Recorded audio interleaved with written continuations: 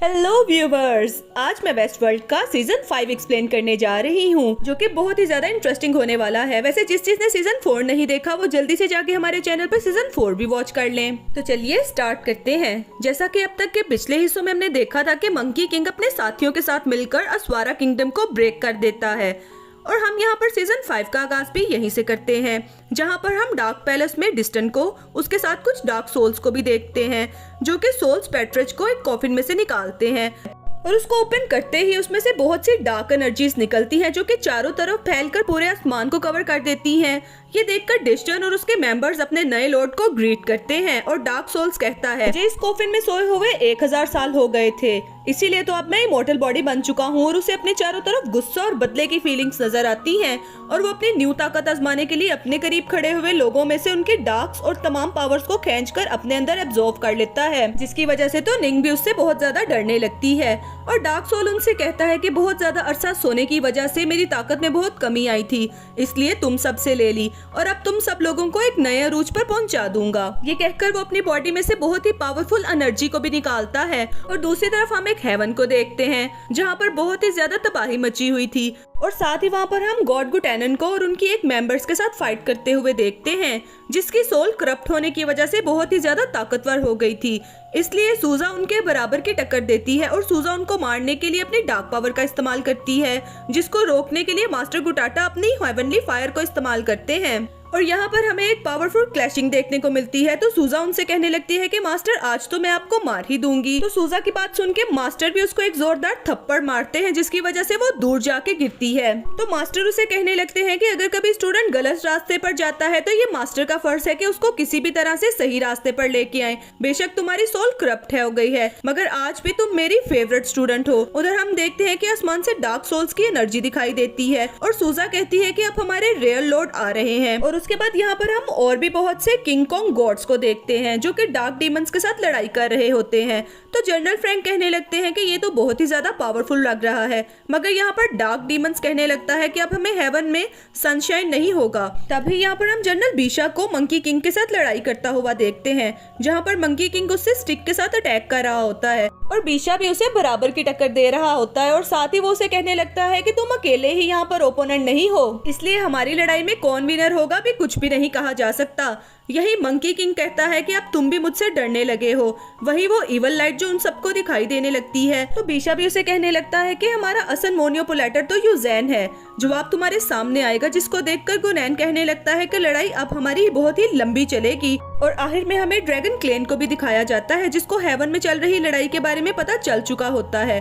और फिर वो ड्रैगन ली से कहता है कि जिन लॉर्ड्स में से मैं मिला था वो भी लड़ाई की तैयारी कर रहे हैं। तो उसी वक्त जीलोंग उसके बारे में कहने लगता है कि मुझे लगता है कि ये जो उड़ा फैल रहा है, जो किसी गॉड के जैसा नजर आता है, मगर आप इस सब की फिक्र मत करें। और मुझे तो लगता है कि ली की प्लानिंग यहाँ पर कुछ और ही है। दूसरी तरफ हमें असुर क्लैन में एक ट्रेंटिटी को दिखाया जाता है, जहाँ पर एक बच्चा अपने मास्टर से पूछता है कि बाहर क्या चल रहा है। तो वो उसे कहता है कि तुम परेशान ना हो, तुम अपने काम पर ध्यान दो और स्टडी करो। मगर मास्टर खुद परेशान थे बाहर के माहौल से, और सोचते थे कि ज़ैंग को मेरी जरूरत होगी।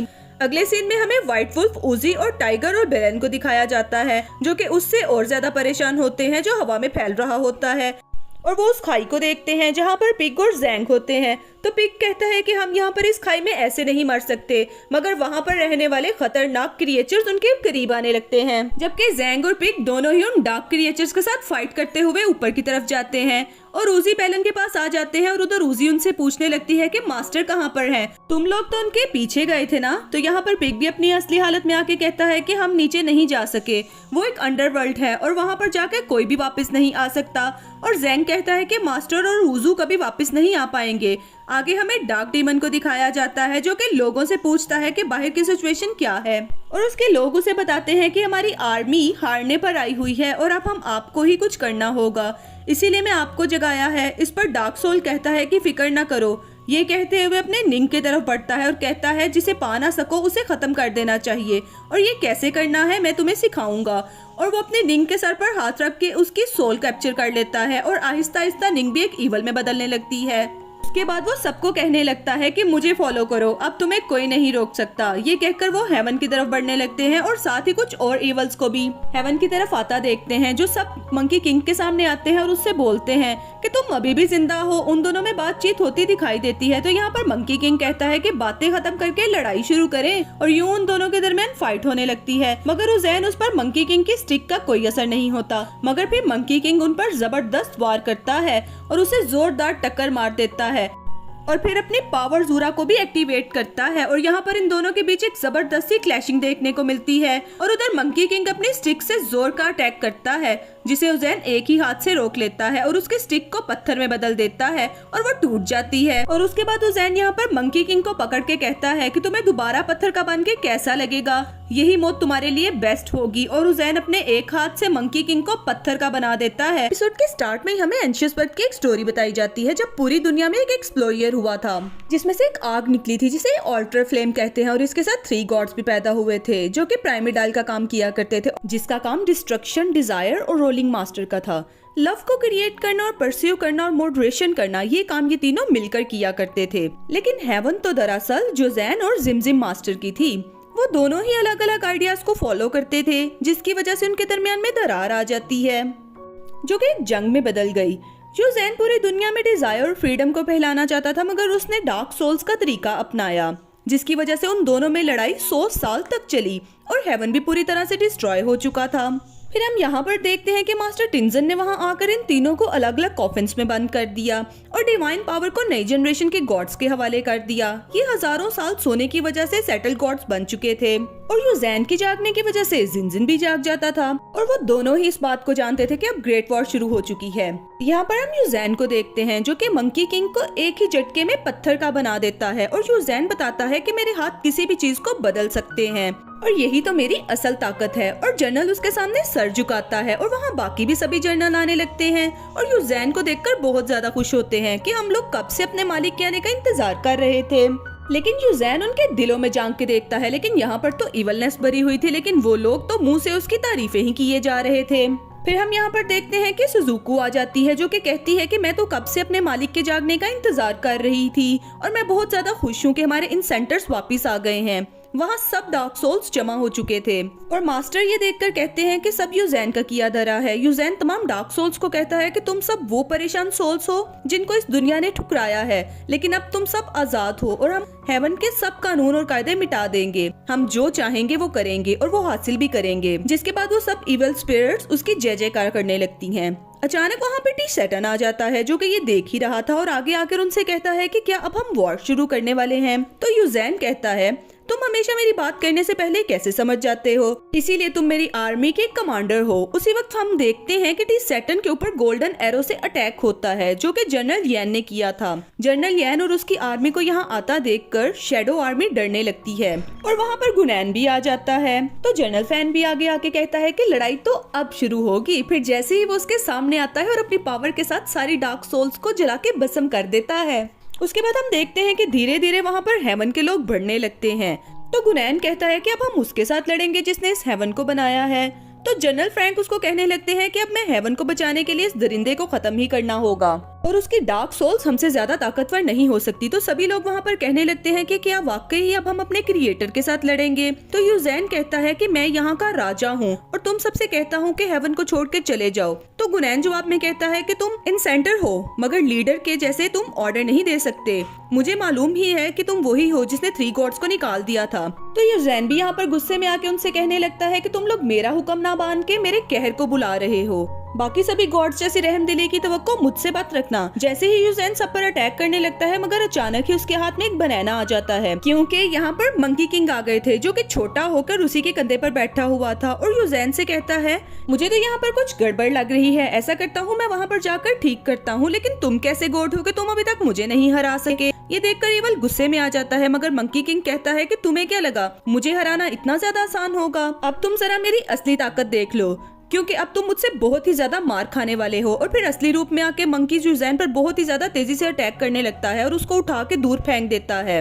और उसको मारते मारते उसके ऊपर बहुत ही ज्यादा पंचिस से बरसात शुरू कर देता है और एक जोरदार पंच मार के यूजैन को ऊपर से नीचे गिरा देता है और उसका खून निकलने लगता है। यूजैन खून देखकर कहता है कि मंकी तुम अपनी मौत को बुला रहे हो, मैं तुम्हें कभी भी माफ नहीं करूंगा। फिर यूजैन अपना इविल ओरा को समन करता है तो मंकी किंग भी कहता है कि मुझे मालूम था कि हजारों साल सोने की वजह से तुम पावरफुल हो जाओगे, मगर इस एनवायरनमेंट में भी खुद को डाल नहीं पाओगे। इसलिए वो लोगों से कहता है कि डरो मत और डीमन के साथ फाइट करो। दूसरी तरफ यूजैन भी अपनी शैडो आर्मी की सोल्स को कह रहा था कि इन सबको खत्म कर दो। हम यान गुनैन और उसकी तमाम आर्मी को देखते हैं जो कि शैडो इवल्स के साथ फाइट करने के लिए चली जाती है और उसके बाद सब गॉड्स मंकी किंग और गॉड्स के साथ भी फाइट करने लगते हैं। यहाँ पर यान और गुनैन अपने खास पावर से बहुत सारे इवल्स को एक ही बार में मार गिराते हैं। यहाँ पर जनरल फ्रैंक भी अपनी थंडर पावर को इस्तेमाल करते हुए उन्हें मारे ही जा रहे थे, मगर यूजैन गुस्से में आके कहता है कि मुझे तुम्हें खत्म करना ही होगा और एक ही बार में उन्हें खत्म करने के लिए बैटल में जाता है और वहाँ पर जाके गॉड्स की तमाम एनर्जी को सोक करने लगता है और उन्हें मार गिराता है। तभी हम यान को देखते हैं जो कि एक पावरफुल शैटन वॉरियर के साथ लड़ रहा था, मगर यूजैन वहाँ पहुंचकर अपना इवल ओरा से यान को भी किक आउट कर देता है। उसके बाद यूजैन आगे बढ़ता है और गुनैन की तरफ बढ़ता है तो गुनैन भी यहाँ पर अपनी फायर चैम का इस्तेमाल करते हुए उसे एकदम पकड़ ही लेता है और गुनैन को ये लगता है कि अब तो वो यूजैन को मार ही देगा, लेकिन यूजैन एक ही झटके में उसकी फायर चेन को खत्म कर देता है। उसके बाद यहाँ पर जनरल यान भी आ जाते हैं और उसके साथ फाइट करने के लिए अपनी तमाम पावर से यूजैन के साथ लड़ना स्टार्ट कर देते हैं। जनरल यान यहाँ पर एक और ट्राई करते हुए अपनी सुपर पावरफुल स्पीडी टेक्निक के साथ भी उसको फंसाने की कोशिश करते हैं तो यूजैन थोड़ी देर के लिए उसमें फंस ही जाता है, लेकिन यान पर एक पावरफुल हमला करके उनको दूर फेंक देता है और फिर गुनैन अपनी हेवनली फ्लावर वाली टेक्निक का इस्तेमाल करता है, मगर यूजैन तो यहाँ पर तमाम अटैक से बच जाता है और वहीं पर मंकी किंग भी मौका पाकर यूजैन पर एक जोरदार अटैक करते हैं, मगर यूजैन बचते हुए उसे वापस हिट कर देता है और कहता है मैं तो भूल ही चुका था कि यहाँ पर एक बदसूरत सा मंकी भी है। तो मंकी किंग कहता है मैं इसीलिए तो तुम्हें याद दिलाने के लिए आया हूँ कि थोड़ी ही देर पहले मैंने तुम्हें हराया भी था। तो यूजैन एक पावरफुल वार करके ओरा क्रिएट करना स्टार्ट कर देता है और मंकी किंग आता है और अपनी स्टिक जिसका साइज अब पहले से भी ज्यादा बड़ा हो चुका था उस स्टिक का इस्तेमाल करते हुए यूजैन के अटैक को डाउच कर देता है, लेकिन यूजैन भी यहाँ पर पीछे हटने वाला नहीं था और उसके बाद एक जोरदार अटैक करके मंकी किंग को बहुत ही ज्यादा बुरे तरीके से हिट कर देता है जिसपे मंकी किंग कमजोर पड़ जाता है। तो यूजैन यहाँ पर अपनी शैडो आर्मी को गुस्से से जगाता है जिसकी वजह से यूजैन की इवलनेस और भी ज्यादा बढ़ जाती है, लेकिन मंकी किंग हार नहीं मानता।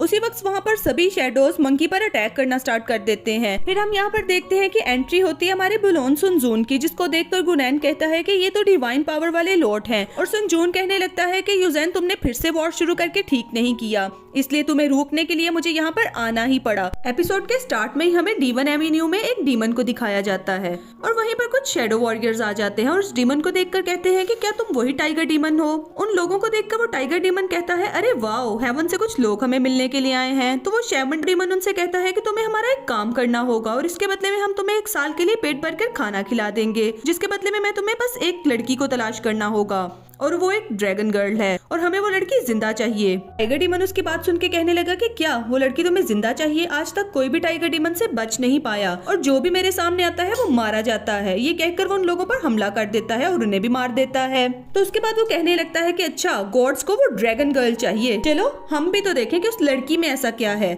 उसके बाद अगले सीन में हम डीवन एवेन्यू में एक जंगल को देखते हैं जहाँ पर ब्लान, पिग और सैंडी को देखते हैं। वो लोग एक ही जगह पर बैठे हुए थे, जबकि दूसरी तरफ हम उजी को देखते हैं जो कि उन लोगों के लिए खाना बना रही थी। इतने में सैंडी कहता है कि मेरे पास एक आइडिया है, क्योंकि मास्टर अंडरवर्ल्ड में जिंदा रह गया है और उसका मतलब ये है कि अब उसे वापस जिंदा ला सकते हैं।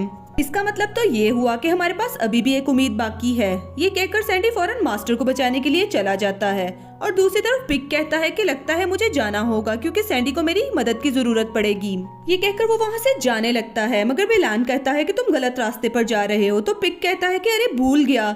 ये कहकर वो फिर से सैंडी के पीछे जाने लगता है और जाते जाते उजी उसे कहती है कि अपना ख्याल रखना। तो बेलन उसे कहने लगता है कि पता नहीं ये लोग मास्टर को लेके कितने टाइम तक वापस आएंगे। तो उजी भी उसको उसके जवाब में बताने लगी कि ये लोग अब वापस नहीं आएंगे, ये लोग हमेशा के लिए अब चले गए हैं। ये सुनकर बेलन को एक झटका सा लगता है। तो उजी उसे बताती है कि असल में ये लोग हमारे साथ इसलिए थे कि मास्टर ज़ैंग ने उन्हें हमारे साथ जोड़ के रखा हुआ था।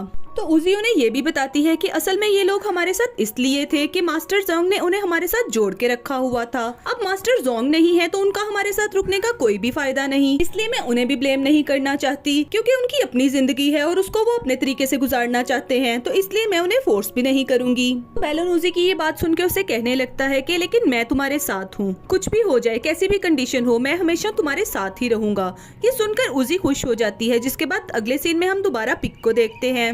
वो वहाँ से काफी दूर निकल आते हैं और अपने आप ही खुद से बातें करता हुआ कहता है कि पिग ये तुम क्या कर दिया और अपने ही साथियों को छोड़कर भाग कर आ गए हो। मास्टर जोंग को इस बारे में पता चला तो वो कहते हैं कि उन्हें तुम पर बहुत ज्यादा शर्म आती है, और दूसरी तरफ वो खुद से ही सोच के कहने लगता है कि मेरे पास इसके अलावा कोई दूसरा रास्ता भी नहीं, मैं क्या करूं, मास्टर की वजह से उनके साथ था, मगर अब मास्टर अब नहीं रहे तो मुझे उनके साथ रहने का कोई फायदा भी नहीं, और मुझे नहीं मालूम कि उन लोगों को किस तरह से लीड करना है, और मैं उन लोगों का बोझ अब अपने कंधे पर नहीं उठा सकता। उसके बाद वो दूसरी जगह पर जाके कहने लगा कि तुम मैंने डीमन एवेन्यू में अकेला छोड़कर जा रहे हो, जबकि ये लोग बहुत ही ज्यादा खतरनाक हैं, तो क्या वो लोग आगे का सफर खुद तय कर पाएंगे। तो फिर वो दूसरी तरफ जाता है और कहता है कि बेलन अब बच्चा नहीं है और अपने आप को संभाल सकता है। इसी तरह वो खुद भी दिलासा देते हुए आगे चला जाता है और काफी दूर निकल आता है, जिसके बाद उसका गला खुश्क हो जाता है और उसे बहुत ज्यादा प्यास लगती है। इतने में वो आगे कुछ लोग देखता है जो गाड़ी चला रहे थे, और उन लोगों के पास कुछ खाने पीने वाली भी चीजें होती हैं, और ये लोग पिग को देखते हैं तो वो लोग काफी डर सहम जाते हैं और चोरी छुपे दबे पांव वहाँ से निकलने की कोशिश करते हैं, और पिग भी उन्हें नजरअंदाज करके वहाँ से जा ही रहा होता है। इतने में पिग को किसी चीज की खुशबू आती है, तो पिग उन्हें कहने लगता है कि तुम लोग जरा रुक जाओ। ये बात सुन के वो लोग थोड़ा डर जाते हैं और रुक जाते हैं, और पिग जैसे ही उन लोगों की तरफ आगे को बढ़ता है तो वो लोग लाठियां लेकर पिग पर हमला कर देते हैं, और उनमें से मौजूद एक छोटी लड़की एक साइड पर जाकर पत्थर के पीछे छुप जाती है। मगर ये बात नोट करती है कि पिग किसी को चोट पहुंचाने की कोशिश नहीं करता, बल्कि पिग तो सिर्फ अपने बचाव कर रहा है। ये देखकर वो अपने साथियों को रुकने को कहती है, जिसके बाद लड़ाई यहीं रुक जाती है। और उसके बाद अगले सीन में हम पिग को देखते हैं जो कि उनके साथ बैठा हुआ था, और लड़की पिग को पानी की एक बोतल देती है, जिससे पिग अपनी प्यास बुझा लेता है, और पानी की बोतल उस लड़की को वापस करते हुए से पूछता है कि तुम लोग यहाँ पर डीमन एवेन्यू में क्या कर रहे हो। तो उसकी बात के जवाब में वो लड़की इन माइयों से कहती है कि हम यहाँ पास ही रहते हैं और हमारे जैसे कई और इंसान हमारे साथ ही रहते हैं, ये एक गांव है। पिग उसकी बात सुन के काफी हैरान होता है और हैरानी से कहता है कि क्या तुम लोगों को डर नहीं लगता कि ये जगह खतरनाक है। पर वो लड़की उसे बताती है कि हमारे पास कुछ गार्डियन डीमंस हैं जो हमें डीमंस से बचाते हैं, लेकिन अचानक से उनको पता नहीं क्या हो गया और अब हमारे पास गाइड करने वाला कोई नहीं, क्या तुम हमें गाइड करोगे।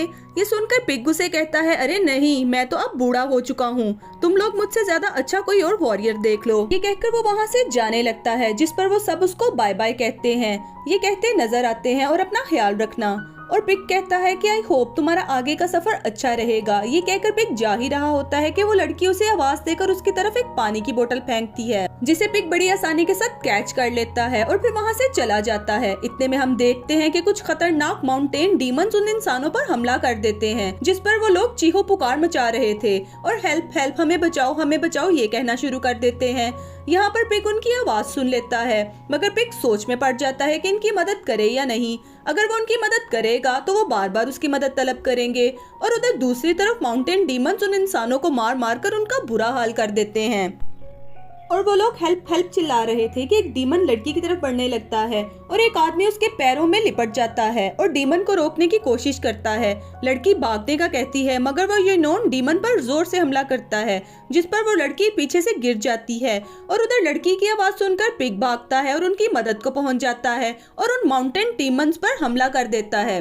पिग के जोरदार हमले से वो डीमन दूर जाके गिरते हैं और पिग गुस्से से कहता है, डीमंस, मैं तुम लोगों पर हमले का इरादा नहीं रखता, मगर एक बच्ची को ऐसे अकेले नहीं छोड़ सकता। इधर वो डीमंस दोबारा से हमला करने को आगे बढ़ते हैं, तो पिग यहाँ पर एक और भी जोरदार हमला उनके ऊपर करता है, जिससे वो डीमंस डर कर भाग जाते हैं। लड़की पिग को थैंक यू कहती है और आगे हम देखते हैं कि इंसान अपने गांव पहुंच जाते हैं, जहां पर उनके गांव के गेट पर बहुत से लोग मौजूद थे, और वो येंजू से कहते हैं कि हमने सुना है कि डीमंस ने तुम पे हमला किया है, हम लोग तुम्हें बचाने के लिए आने ही वाले थे। जिस पर वो लड़की खुश होकर उन्हें कहती है कि हमला तो हुआ था, लेकिन हमें तो लगा कि हम सब मारे जाएंगे, मगर वहाँ सही टाइम पर पहुंचकर एक अच्छे डीमन ने हमें बचा लिया और उन डीमंस को बुरी तरह से हरा दिया। मगर वहाँ मौजूद लोग पिग को देखकर डर जाते हैं और कहने लगते हैं ये तो एक डीमन है, और पिग को लाठी लेकर आगे बढ़ते हैं मारने के लिए। तो वो लड़की आगे बढ़ के जल्दी से उन्हें रोकती है और उनसे कहने लगती है कि इसने नहीं बल्कि इसने तो हमारी जान बचाई है। इतने में हम देखते हैं कि टाउन का सरबराह बाहर आ जाता है और कहता है कि हम लोग आ गए, मुझे खुशी है कि तुम सब ठीक हो, और पूछते हैं कि क्या इस डीमन ने तुम्हारी जान बचाई है। तो उस लड़की के जवाब में वहाँ का मेयर के कहता है कि ये डीमन अब तो हमारा सेवियर बन चुका है, तो यूनीम अब तुम्हें हर तरह से इसका ख्याल रखना होगा, ये अब तुम्हारी जिम्मेदारी है। ये लोग और टाउन के अंदर ले जाते हैं, जहाँ पिक देखता है कि इन लोगों के टाउन के अंदर तो खाने पीने की काफी चीजें होती हैं, जिस पर पिक कहता है कि ये है गांव, डीमन एवेन्यूज के पास इंसान रहते हैं, यहाँ के लोगों ने तो काफी अनाज भी जमा किया हुआ है, लगता है तुम्हारी यहाँ जिंदगी अच्छी गुजर रही होगी। पर वो लड़की उसे बताती है कि यहाँ माउंटेन के पास ही हम खेती बाड़ी करते हैं और इसी से हमारा गुजर बसर होता है और बहुत सारे काफले यहाँ से होकर ही गुजरते हैं और वो लोग हमसे ये सामान खरीद लेते हैं, जिससे हमारा काम और भी आसान हो जाता है। इतने में हम देखते हैं कि पिक के सामने एक छोटी लड़की आती है जो उसके ऊपर चढ़ के पिक के नाक को खींचने लगती है। इस पर यूनीम उसे कहने लगती है कि ये मेरी बेटी है बेबो, जिसके बाद वो उसे पिक के कंधों से नीचे उतार देती है और दूसरे लोग टाउन का गेट बंद कर देते हैं। जैसे ही दरवाजा बंद होता है अचानक से तमाम लोगों का रिएक्शन बदल जाता है और जो लोग पहले पिक को देखकर डर रहे थे अब वो पिक को ऐसे देख रहे थे जैसे पिक को कच्चा चबा जाएंगे। पिक फिर से यूनीम से कहता है कि आओ मैं तुम्हें तुम्हारे कमरा दिखाती हूँ, लेकिन पिक खुद से कहता है कि यहाँ जरूर कुछ खिचड़ी पक रही है, चलो मैं भी देखता हूँ आखिर ये लोग क्या कर रहे हैं।